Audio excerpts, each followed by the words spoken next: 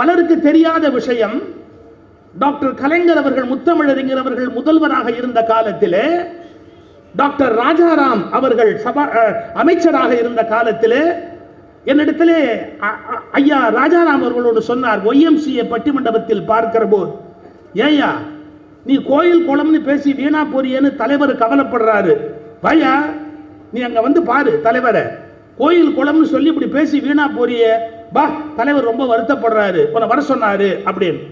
நான் சொன்னேன், நான் நல்லா இருக்கிறேன்ற செய்தி அவங்க கிட்ட சொல்லுங்க, என்னைக்கு என்ன இறைவன் நல்லா வச்சிருக்கான்னு சொல்லுங்க, அவருடைய அன்புக்கு நான் கடமைப்பட்டிருக்கிறேன் என்று சொல்லுங்கள்னு. நான் ஏதோ இன்று சில சில்லறை லாபங்களுக்காக இவர்களோடு இணைந்திருப்பதாக பேசுகிறார்கள். என்றோ அழைக்கப்பட்ட பிறகும் கூட இன்று வரை என் தனித்தன்மையை காப்பாற்றிக் கொண்டுதான் இருக்கிறேன் என்பதை இந்த நேரத்தில் நான் மனத்தோடு ஒவ்வொன்று சொல்லுவதற்கு கடமைப்பட்டிருக்கிறேன். ராமானுஜர் ஆற்றிலே குளிப்பதற்கு போவார். ஆற்றிலே குளிப்பதற்கு ராமானுஜர் போகிற போது அவர் நடந்து போவதற்காக தோள்களிலே கை வைத்துக் கொண்டு நடக்க வேண்டும். அப்படி தோளிலே கை வைத்துக் கொண்டு காவிரி ஆற்றிலே குளிக்க போவார். மறந்து விடாதீர்கள், தங்களை மேல் வகுப்பு என்று யார் சொல்லுகிறார்களோ அவர்கள் தோள் மீது கை வைத்துக் கொண்டு அவர் காவிரி ஆற்றிலே போய் குளிக்க போவார். ஆனால் ஒரு ஆச்சரியம், காவிரியில் குளித்துவிட்டு எழுந்து வெளியிலே வருகிற போது இந்த உலகம் தாழ்த்தப்பட்ட என்று சொல்லுகிறது, அந்த வகுப்பை சார்ந்த உறங்காவில்லி என்ற ஒருவருடைய தோளிலே கை வைத்துக் கொண்டு திரும்ப வருவார். கொஞ்சம் யோசித்து பாருங்கள், தங்களை மேல் வகுப்பு என்று சொல்லுகிறவர்களை குளிப்பதற்கு முன்பு தோளில் கை வைத்துக் கொண்டு போய் குளிப்பது, குளித்து விட்டு வருகிற போது தாழ்த்தப்பட்ட என்று சொல்லுகிற ஒரு தோழருடைய தோளின் மீது கை வைத்துக் கொண்டு ராமானுஜர் வருவார். உடனே சில பேர் யோசித்தார்கள், ஒரு நாள் இவனை நகர்த்தி விட்டால் அவர் என்ன செய்கிறார் என்று பார்ப்போம் என்று நினைத்தார்கள். ராமானுஜர் என்ன செய்தார், வெளியில் வந்தவர் உறங்காவில்லி வரவில்லையா என்று கேட்டார். இல்லை வேற வேலையா வெளியில போயிருக்கிறான், நீங்க என்னுடைய தோல்ல கை வைத்துக் கொண்டு வாருங்கள் என்று மேல் வகுப்பை சார்ந்தவர்கள், மேல் வகுப்பு என்று தங்களை சொல்லிக் கொள்ளுகிறவர்கள் சொல்லுகிறார்கள். உடனே ராமானுஜர் ஒரு காரியம் பண்ணினார். மேல் துண்டை எடுத்து காவிரி ஆற்று தண்ணீரில் நனைத்து அந்த ஈரத்தோடு துணியை மடித்து அந்த மேல் வகுப்பு என்று சொல்லுகிற தோழருடைய தோள் மேலே போட்டு அந்த கையை அதற்கு மேலே வைத்துக் கொண்டு போகலாம் என்றார். அவருக்கு கோபம் வந்து விட்டது. நான் மேல் ஜாதி, என்னை தொடுவதற்கு பதிலாக நீங்கள் ஈரத்துண்டை நடுவிலே போட்டு மேலே கை வைக்கிறீர்கள், ஆனால் உறங்காவில்லியை மட்டும் தினம் தொட்டு கொண்டு வருகிறீர்கள், நான் மேல் வகுப்பு என்னை தொடுவதற்கு ஏன் யோசிக்கிறீர்கள் என்று கேட்டபோது ராமானுஜர் ஒரு வார்த்தை சொன்னார், நான் மேல் வகுப்பு என்ற அகங்காரம் உனக்கு இருக்கிறது அல்லவா, அந்த தீட்டு எனக்கு ஆகாது என்பதற்காகத்தான் நான் உன்னை தொடவில்லை என்றார். அந்த அகங்காரம் உன்னிடத்திலிருந்து எனக்கு வரக்கூடாது என்பதற்காகத்தான் நான் உன்னுடைய தோளிலே கை வைக்கவில்லை, ஈரத்துண்டை குறுக்கத்திலே போட்டேன் என்று ஒரு பதில் சொன்னார். இப்படியெல்லாம் சமயத்தில் புரட்சி செய்து கொண்டிருந்த ஞானிகள், ராமானுஜர் தொடங்கி, நாராயண குரு தொடங்கி, வள்ளலார் தொடங்கி, எத்தனையோ பெரியோர்கள் முயற்சி செய்து கொண்டே இருந்தார்கள். எவ்வளவு சமய ஞானிகள் முயற்சி செய்தாலும் கூட அரசும் சட்டமும் கையில் எடுத்தால் மட்டும்தான் சமத்துவம் என்பது ஒரு நாட்டில் பூரணமாக மலர முடியும். நான் யாரையும் விமர்சித்து எனக்கு பழக்கம் இல்லை, ஆனாலும் ஒரு ஆச்சரியத்தினால் பார்க்கிறேன். நம்முடைய மாண்புமை பிரதமர் அவர்கள் நிறைய மாற்றங்களை செய்வார்கள் என்று உலகம் எதிர்பார்த்தது. உண்மையில் சில மாற்றங்களை செய்தார். அதாவது பாராளுமன்றம் என்பது எல்லாரும் வந்து போகிற, எல்லா மதத்தவரும் வந்து போகிற இடம் என்பதை மாற்றி ஒரு சமயத்தை சார்ந்தவர்கள் மட்டுமே உள்ளே வந்து பூஜை செய்வது போல பாராளுமன்றத்தில் ஒரு ஆச்சரியத்தை செய்து வைத்தார். பெரிய ஆச்சரியம். கோயில் என்பது சாமியார்கள் பிரதிஷ்டை செய்ய வேண்டிய இடம் என்பதை மாற்றி ஒரு பிரதம மந்திரி போய் நின்று அங்கு பிராண பிரதிஷ்டை செய்வதில் முயற்சி செய்து பார்த்தார். எவ்வளவு பெரிய மாற்றம் பார்த்தீர்களா? சாமியார்கள் செய்ய வேண்டிய வேலையை பிரதமர் செய்கிறார், பிரதமர் செய்ய வேண்டிய வேலையை சாமியார்கள் செய்கிறார்கள். இது மிகப்பெரிய மாற்றம். இந்த மாற்றத்தினால் நாட்டுக்கு நல்லதா இல்லை தீமையா என்பதை நீங்கள் தான் யோசித்து முடிவு செய்ய வேண்டும். நான் எதற்காக இதை குறிப்பிடுகிறேன் என்று சொன்னால், மனிதர் நோக மனிதர் பார்க்கும் வழக்கம் இனி உண்டோ என்று கேட்கிறார் பாரதி. எவ்வளவு பெரிய வார்த்தை தெரியுமா? ஒரு அலட்சியமா ஒருத்தர் பார்வை பார்த்தா அவங்க எவ்வளவு வேதனைப்பட்டு போவாங்க. அப்படின்னு பார்த்த மாத்திரத்திலேயே அவர்கள் மனசு துன்பப்படும். ஒரு சூஃபி கதை ஒன்று இருக்கு. ஒரு நாய் படுத்திருக்கிறது. அந்த நாய் மேல தன்னுடைய துணி படக்கூடாதுங்கிறதுக்காக அவர் என்ன நினைக்கிறாரு, தன்னுடைய ஆடையை கொஞ்சம் உயர்த்துறார், அது மேல பட வேண்டாம் அப்படின்னு இப்படி ஒசத்துறாரு. அப்படி அருவருப்பா அந்த நாயை பார்க்கிறாரு. அந்த நாய் அவரை பார்த்து ஒரு கேள்வி கேட்டுச்சு, ஏய், என் மேல உன் துணி பட்டுட்டா அந்த அழுக்கையோ தீட்டையோ போக்க முடியாதா? கடல்ல தண்ணீர்ல போய் நனைச்சோ இல்ல வேற தண்ணீர்ல நனைச்சோ அந்த அழுக்க போக்கிட முடியாதா? ஒன்னு தெரிஞ்சுக்கோ, என் மேல உன் துணி பட்டிருந்தா அதை தண்ணீர்ல கழுவிடலாம். ஆனா இப்ப நீ என்ன அருவருப்பா ஒரு பார்வை பார்த்தியே, அந்த அழுக்க 7 கடல்ல குளிச்சாலும் கழுவ முடியாது. இது எவ்வளவு பெரிய வார்த்தை தெரியுமா? ஒரு மனிதரை அவமதிப்பாக பார்ப்பதை விட துன்பகரமான செய்தி இந்த உலகத்தில் இல்லை. மனித குலத்தில் சமத்துவம் வேண்டும் என்று சொன்னால், எல்லோரும் ஒரு சமநிலைக்கு வர வேண்டும் என்று சொன்னால், அதற்கான முயற்சியில் ஒரு அரசும் ஒரு கொள்கையும் இந்த மக்களுக்கு தேவைப்படுகிறது. நான் பொது மனிதன். சிலர் தெரிந்து வைத்திருப்பார்கள், நானும் அவரும் ஒரே கல்லூரியில் பயின்றோம், ஒரு கல்லூரி கால ஒரு சின்ன நட்பு என்று சில பேர் சொல்வார்கள். அதில் ஒரு பெரிய ரகசியம் இருக்கிறது. நானும் கல்லூரிக்கு போனதில்லை, அவரும் கல்லூரிக்கு வந்ததில்லை. காரணம், நான் பேச்சு போட்டி என்று போய்கொண்டே இருப்பேன், அவர் போராட்டம் என்று போய்கொண்டே இருப்பார். எனவே எங்களுக்குள் ஒரு ஒற்றுமை, கல்லூரியில் போகாமல் இருந்திருக்கிறோம் என்பதில் ஒரு பெரிய ஒற்றுமை இருந்திருக்கிறது. கல்லூரிக்கு போகாமலேயே புகழடைந்திருக்கிறோம் என்பதும் ஒரு இன்னொரு ஒற்றுமை அமைந்திருக்கிறது. அதை தவிரவும் அவர்களின் மீது ஒரு அன்பு காட்டி இந்த இந்து சமய அறநிலையத்துறையிலே ஒரு உயர்ந்த நிலையில இருந்து ஆலோசனை சொல்லுகிற பொறுப்பில் பணித்திருக்கிறார்கள். அதனால் நல்ல செய்திகளை பரிமாறிக்கொள்வதற்கு ஒரு வாய்ப்பு. ஐயா, நம்முடைய அறநிலையத்துறை அமைச்சர் அவர்கள் பேசுகிற போது சொன்னார்கள், இந்த ஆன்மீகத்துக்கும் இந்த அரசுக்கும் என்ன தொடர்பு என்று பல பேர் கேட்கிறார்கள், அவற்றை உணர வேண்டும் என்று சொன்னார்கள். நேற்று ஆலோசனை கூட்டம் நடந்தது. விளையாட்டல்ல, இந்த குறுகிய காலத்துக்குள் 1290 கோயில்களுக்கு திருப்பணி முடிந்து குடமுழுக்கு செய்யப்பட்டிருக்கிறது. இது என்ன ஒரு சாதாரணமான வேலை என்று நினைக்கிறீர்களா? அது மட்டுமல்ல, மீட்கப்பட்ட சொத்து, கோயில் நிலங்களில் மீட்கப்பட்ட சொத்து 6071 ஏக்கர் நிலம் மீட்கப்பட்ட சொத்து. நேற்று உயர் நீதிமன்ற நீதிபதி ஒருவர் ஒரு நடுவிலே அவருடைய அந்த வழக்குக்கு நடுவிலே ஒரு கமெண்ட் அடித்திருக்கிறார். அழகான ஒரு செய்தி. கோயில் சரியானபடி நிலங்களை மீட்டாலேயே தமிழ்நாடு பட்ஜெட் போட்டு விடலாம் என்று ஒரு வார்த்தையை ஒரு நீதி அரசர் பயன்படுத்தி இருக்கிறார். உண்மை, கோயிலுக்கென்று அவ்வளவு நிலங்கள் வழங்கப்பட்டிருக்கின்றன. இந்த நிலங்களை மீட்பது என்பது சுலபம் அல்ல. அதை பல செல்வாக்கான மனிதர்கள் கையில் வைத்திருப்பார்கள். 6071 ஏக்கர் நிலங்களை அறநிலையத்துறை மீட்டிருக்கிறது என்பதை நாம் நினைத்து பார்க்க வேண்டும். 143 திருக்குளங்களை சீரமைப்பதற்கு 143 திருக்குளங்களை சீரமைப்பதற்கு 84 கோடி ரூபாய் ஒதுக்கப்பட்டிருக்கிறது. இதுல இன்னொரு பெரிய சிறப்பு, 1000 ஆண்டுகள் பழமையான கோயில்களை புதுப்பிப்பதற்கு என்று ஒரு 100 கோடி ரூபாய் தனியாக ஒதுக்கப்பட்டு 1000 ஆண்டு கால பழமையான கோயில்கள் எல்லாம் திருப்பணி செய்யப்பட வேண்டும் என்று ஒரு முடிவு செய்யப்பட்டிருக்கிறது. யோசித்து பாருங்கள். இப்படி மனமுவந்து எல்லாவற்றிற்கும் அவர்கள் வழங்கி கொண்டிருக்கிறார்கள் மாண்புமிகு முதல்வர் அவர்கள். எனவே இந்து சமய அறநிலையத்துறையின் மூலமாக 17 சமண கோயில்களுக்கு கூட நிதி ஒதுக்கப்பட்டிருக்கிறது. இதை எதற்காக சொல்லுகிறேன்?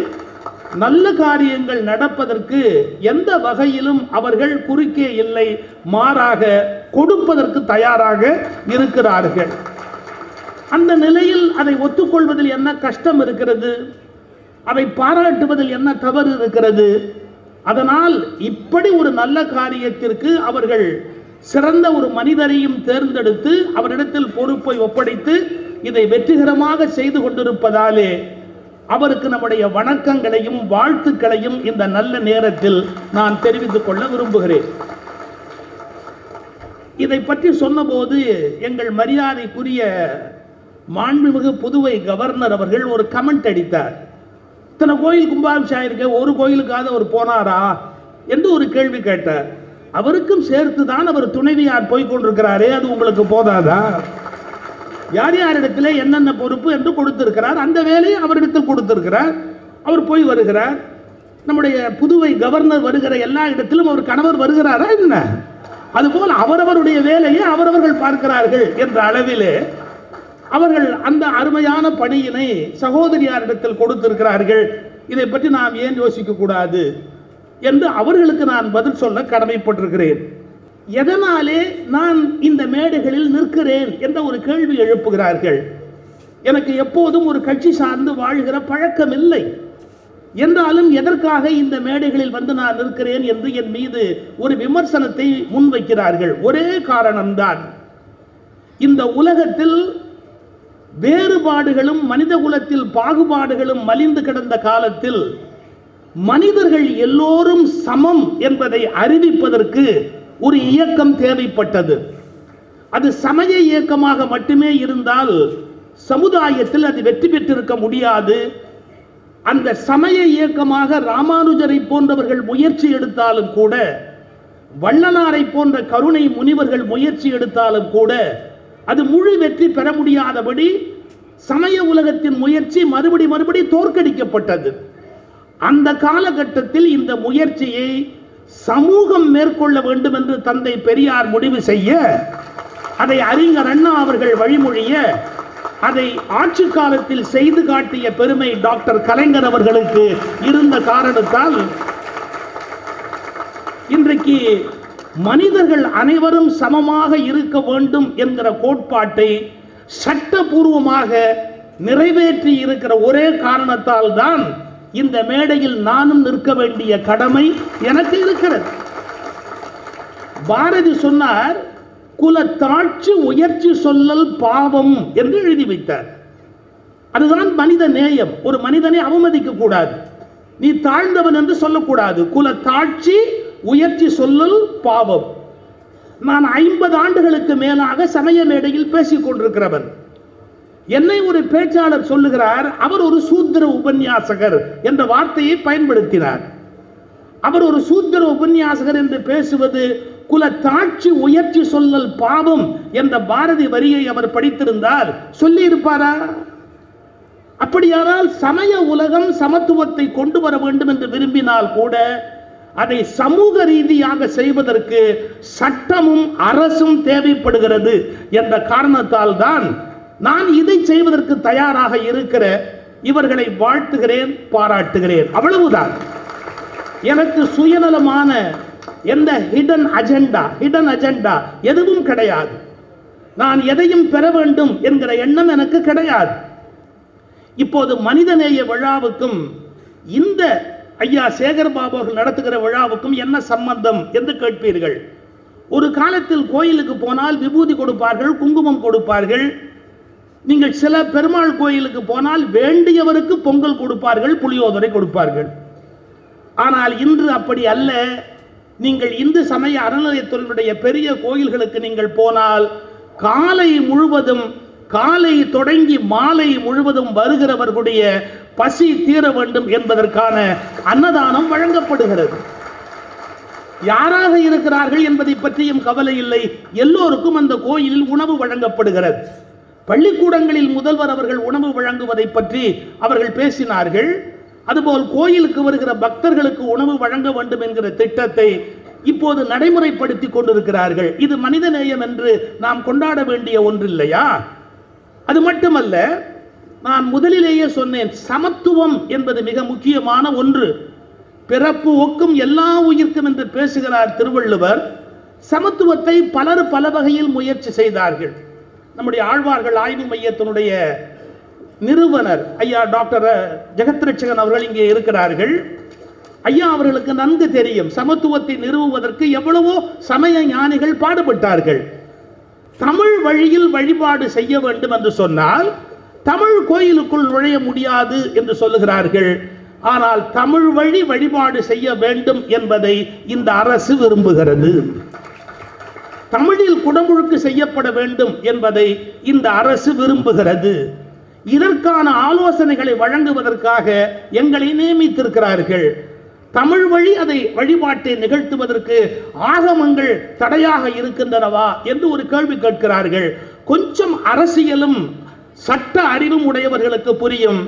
இந்திய அரசமைப்பு சட்டம் என்ன சொல்லுகிறது என்று கேட்டால், இந்திய நாட்டில் இருக்கிற எத்தனை விதமான கொள்கைகள் பேசப்பட்டாலும் இந்திய அரசமைப்பு சட்டம்தான் எல்லாவற்றையும் விட மேலானது என்று அரசமைப்பு சட்டம் தெளிவாக அறிவித்து விட்டது.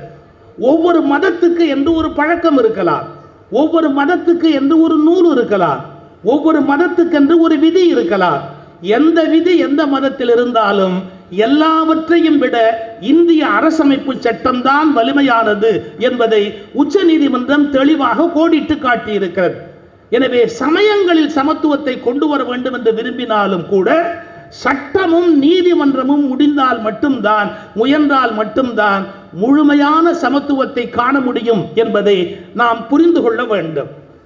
தமிழில் வழிபாடு எல்லோரும் சமம் என்கிற ஒரு உணர்வு கொள்கை. ஆனால் ஒன்றை மறந்து விட்டார்கள் இந்த மக்கள். உண்மையாகவே இந்த நாட்டிலே, நான் இப்படி பேசுவதற்காக எனக்கு அப்படி பேசி பழக்கம் இல்லை என்றாலும் ஒரு உண்மைக்காக சொல்லுகிறேன், பேக்வேர்ட் மோஸ்ட் பேக்வேர்ட் என்றெல்லாம் இருந்த மக்களுக்கு ஒரு காலத்தில் இழைக்கப்பட்ட அவமானங்களையும் அநீதிகளையும் மாற்றி அவர்கள் மருத்துவர்களாகவும் பல்வேறு உயர்ந்த பதவிகளுக்கும் வருவதற்காக எத்தனை பெரிய சாதனைகளை செய்த ஒரு இயக்கம் இந்த இயக்கம் என்பதை அவர்கள் கொஞ்சம் நன்றியோடு நினைத்து பார்க்க வேண்டும். இன்றைக்கு வளருகிறவர்கள் அதை நினைத்து கூட பார்ப்பதே இல்லை. ஒரு மாற்றம் சமூகத்தில் நிகழாமல் இருந்திருந்தால் குறிப்பிட்ட சிலர் மட்டுமே உச்சத்தில் இருந்திருப்பார்கள், பலர் உயரங்களை தொட முடியாமல் போயிருக்கும்.